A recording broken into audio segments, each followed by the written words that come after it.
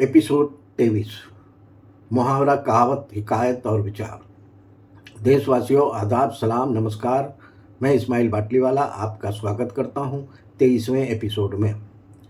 सुबह का भूला अगर शाम को लौट आए तो उसे भूला नहीं कहते। क्या आपने ये कहावत सुनी है? इस कहावत का मतलब है, अगर कोई इंसान गलती कर बैठता है लेकिन बाद में अपनी गलती समझकर सही रास्ते लौट आता है तो उसे गलत या भटका हुआ नहीं माना जाता है। यानी गलती करना इंसान की फितरत है, लेकिन गलती को समझकर सुधर जाना ही असली समझदारी है।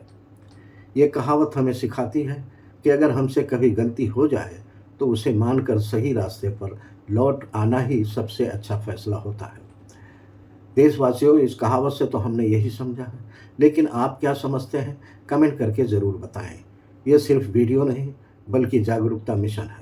हर कदम, हर विचार, हर कहानी का मकसद बदलाव लाना है। वीडियो पसंद आए तो लाइक करें, अपनी राय कमेंट में बताएं, वीडियो को शेयर करें, यूट्यूब चैनल को सब्सक्राइब करें, इंस्टाग्राम और फेसबुक पर फॉलो करना ना भूलें। जय हिंद।